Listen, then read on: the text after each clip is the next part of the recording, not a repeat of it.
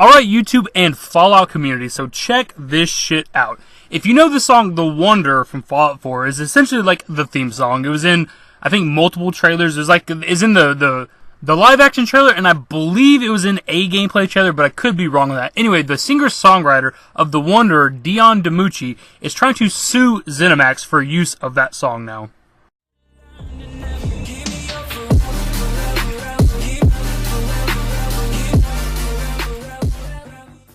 Now, naturally, I have my thoughts and opinions on this subject, but let's go ahead and read over the facts first. Our article comes from EuroGamer.net, but I do believe therap.com was the first place to kind of cover this story.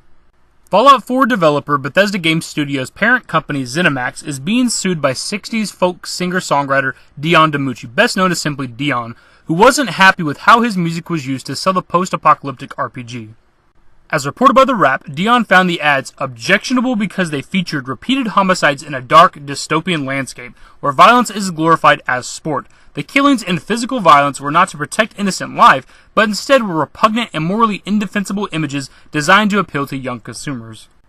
Here's the thing, if they are talking about the live-action trailer, you only see, I believe, one mole rat die, and he gets into like a gunfight with some super mutants.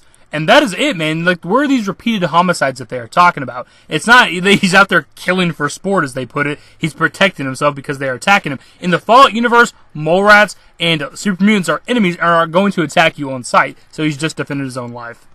Those are some pretty strong words. Though you may be asking yourself, wait, didn't Dion sign off on this? That's where things get tricky. According to court documents obtained by The Wrap, Dion made an arrangement with record label UMG Recordings to license his 1961 classic tune to ZeniMax, but he was supposed to be able to bargain for a better rate or prohibit use of the song altogether if he didn't like the way in which it was being used. Dion claimed that ZeniMax never reached out to him and he didn't know how his work was being used until after the ads ran. Had he been given a heads up, he could have either pulled the song, convinced ZeniMax to make these ads tell the story of a post-apocalyptic struggle for survival without craving violence, or renegotiated a higher fee to overcome the negative association he saw in these promos. It's kind of a lot to break down, but let's start with the last bit, the negative association thing. Subjectively, I believe that him being associated with this game has only helped him. I've never heard of this guy. I'm not super into the older music, so maybe you guys have heard of him, but I haven't. I don't know who the fuck Dion DiMucci is. But because of this game, I know this song now, and I know of him. And Fallout 4 and the Fallout franchise being so fucking popular, it could only have helped him, if anything else. Now, according to court documents, he had an arrangement with UMG Recordings to either negotiate for a better price or pull the song all together if he didn't like how it was being used. The thing is, man, that ad has been out and this game has been out for like over about 2 years.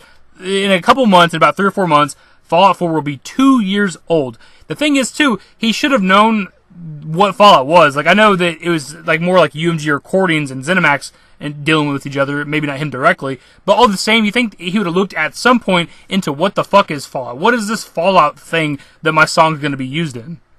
Also, the game was in development for like 7 years, so prior to release, they knew what music was going to be involved in the game. I don't know how long before release, so you got to think that it's been, what, like, the game's been out for almost 2 years, so he's had to have known that his song was a part of this game for, I don't know, 3, 4, 5 years, who knows how long, and he's just now bringing this up. Dion also claims that ZeniMax never contacted him and that he did not know how his music was being used. The thing is that kind of interests me is that it says that he had an arrangement with UMG Recordings on what to do with the music, how to use it. So it really shouldn't fall on ZeniMax. Like, you think that he'd be suing like UMG Recordings, right? Like, why is it ZeniMax's fault? Like, also, I feel like part of this should fall on his fucking shoulders because it's been 2 goddamn years since that trailer came out almost. So, like, why are you just now bringing this up? Why did you just now look into, like, this game that your fucking song is a part of? To me, it all feels like it's a grab for money. I mean, it's not a coincidence that my dude Dion is asking for a crisp $1 million fucking dollars. I think this dude just wants money out of this. He probably got paid a certain amount for this song. I don't know how much. He's seen how successful the game is, how successful Bethesda and ZeniMax are, and probably just wants more goddamn money. Felt like he didn't get how much he was due, maybe. That's my guess. Anyways, guys, let me know your thoughts below on this topic. Do you think Dion is just doing this for the money? Or do you think my guy is legitimately insulted at how his song was being used? Because to me, that sounds goddamn ridiculous. Anyways, if you went on to enjoy the video, give it a thumbs up. Subscribe to the channel if you guys are new. Turn on my notifications. Follow me on Twitter. Links to my social networks are in the description. And the outro. Later, guys.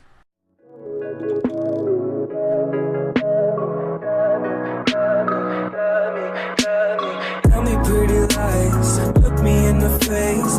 Tell me that you love me, even if it's fake. 'Cause I don't fucking care.